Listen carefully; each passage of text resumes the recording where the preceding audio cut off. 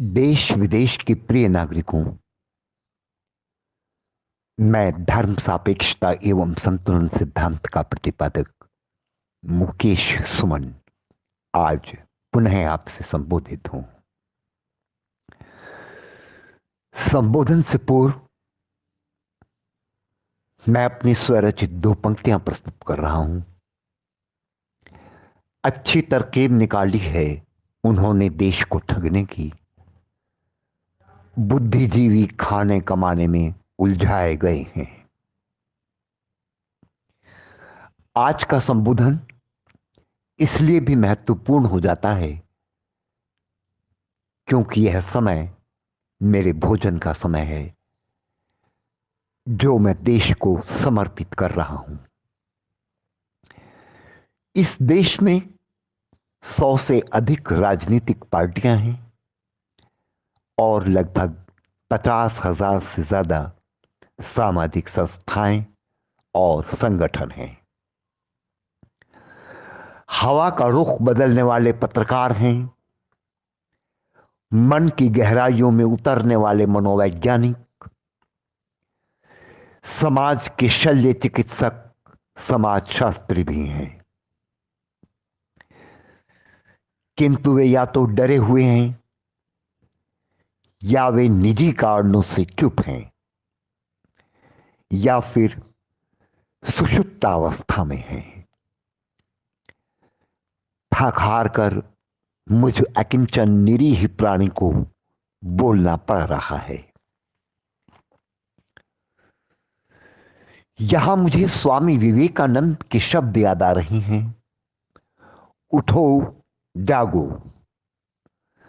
और इससे आगे मैं पंक्ति जोड़ रहा हूं, उठो जागो और अपने धर्म का पालन करो। इसलिए मैं सभी राजनीतिक पार्टियों की ओर से, सामाजिक संस्थाओं व संगठनों की ओर से,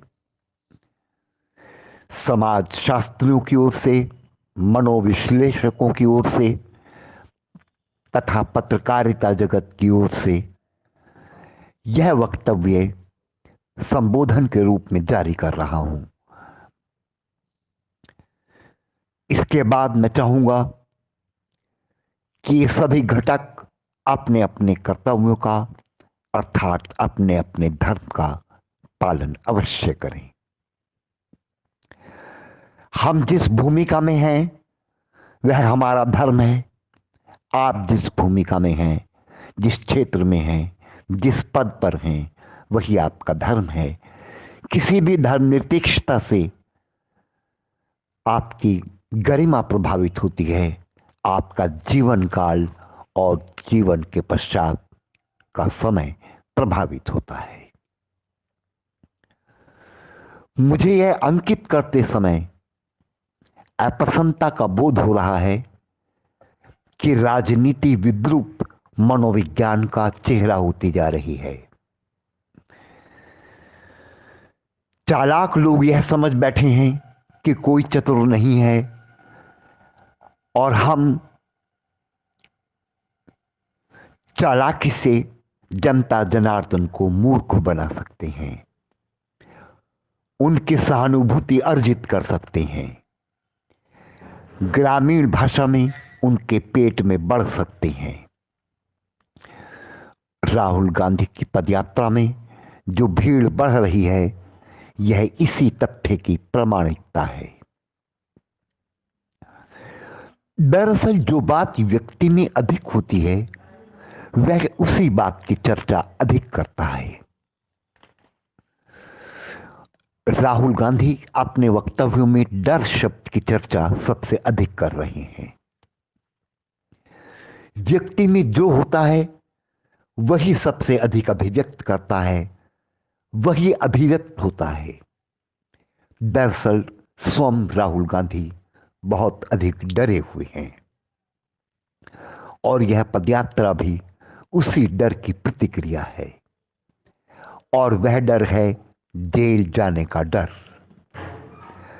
पदयात्रा का कार्यक्रम बनाते समय राहुल गांधी जानते थे कि वे स्वयं और उनकी मां नेशनल हेराल्ड वाले मामले में जमानत पर छूटे हुए हैं और उनके जीजाजी और उनके परिवार के सदस्य की गिरफ्तारी पर जो कोर्ट ने रोक लगाई थी वह समाप्त होने वाली है। मेरी समझ में नहीं आता कि पाक साफ सुथरा व्यक्ति इतना डर क्यों रहा है। क्या वह पाक और साफ सुथरा व्यक्ति नहीं है? यदि वह साफ सुथरा व्यक्ति है तो वह ऐसी स्थिति क्यों चाहता है कि उसकी गिरफ्तारी के समय वैसी स्थिति बन जाए जैसी पी चिदंबरम की गिरफ्तारी के समय स्थिति बनी थी। एक इसी डर ने राहुल गांधी को पदयात्रा जैसे कठिन मार्ग पर चलने के लिए विवश कर दिया। राहुल गांधी चाहते हैं कि यदि उनकी गिरफ्तारी हो तो भीड़ उन्हें बचा ले। दूसरे शब्दों में राहुल गांधी भीड़ का दुरुपयोग चाहते हैं, आपका दुरुपयोग चाहते हैं और पदयात्रा आखिरी रास्ते के रूप में चुना गया मार्ग है। दरअसल राहुल गांधी यह समझते हैं कि उनकी चालाकी पकड़ी नहीं जा सकती। यह संबोधन उनकी चालाकी का चतुरतापूर्ण दिया गया उत्तर है। अब हम मोहब्बत की दुकान की बात करते हैं। अगर मोहब्बत की दुकानें होती तो मैं बहुत सारी मोहब्बत खरीद लेता। विडंबना यह है कि मोहब्बत खरीदी या बेची नहीं जा सकती और जो मोहब्बत की दुकान लगाते हैं वे षड्यंत्रकारी होते हैं और कुछ नहीं होते। हर चीज बिकाऊ नहीं होती और मोहब्बत तो बिल्कुल भी नहीं होती। जो मोहब्बत खरीदते और बेचते हैं या धन के बल पर राजनीति करते हैं वे सफल व्यक्ति नहीं होते। तो जनता जनार्दन का प्यार और मोहब्बत खरीदी नहीं जा सकती और ना ही मोहब्बत की दुकान लगाई जा सकती है। इसलिए हम मोहब्बत की दुकान बंद करते हुए आगे बढ़ती हैं और मोहब्बत पर आते हैं। यहां मेरा तात्पर्य सांप्रदायिक धार्मिक सद्भाव से है। इस पदयात्रा में मनोवैज्ञानिक शतरंज खेलने वाले मध्य प्रदेश कांग्रेस के प्रदेश अध्यक्ष और पूर्व मुख्यमंत्री कमलनाथ शामिल हुए। अपने जन्मदिन पर उन्होंने मंदिर के आकार का केक काटा। क्या किसी थाने में किसी ने उनके खिलाफ रिपोर्ट दर्ज कराई? जिन दलों और संगठनों को सांप्रदायिक कहा जाता है शायद वे सभी दल और उनके सदस्य अवकाश पर थे। क्या किसी की आत्मा को ठेस नहीं पहुंची?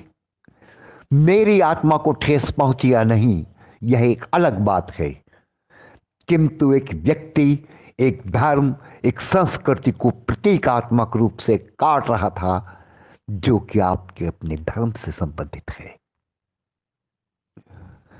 उस व्यक्ति का स्वागत पदयात्रा में सबसे बड़े वोट बैंकर के रूप में होता है। यह राजनीति का विद्रूप परिदृश्य नहीं है तो क्या है? एक प्रस्ताव आया था कि राजनीति से जुड़े व्यक्तियों के मुकदमों का निपटारा 4 माह के भीतर होगा। उस प्रस्ताव के मद्देनजर नेशनल हेराल्ड मामले का निपटारा शीघ्र होना चाहिए ताकि जनता जनार्दन यह फैसला कर सके कि वह राहुल गांधी का साथ दे या ना दे। ऐसा लग रहा है कि मेरे द्वारा घोषित श्रेष्ठ राजनीतिज्ञ सुब्रह्मण्यम स्वामी हनीमून पर हैं। देश के आम आदमी, आम नागरिक के मन में यह धारणा बनती जा रही है कि सारी ईडी, सीबीआई जांच एजेंसियां केवल लालू प्रसाद यादव, संजय राउत आदि के लिए ही हैं।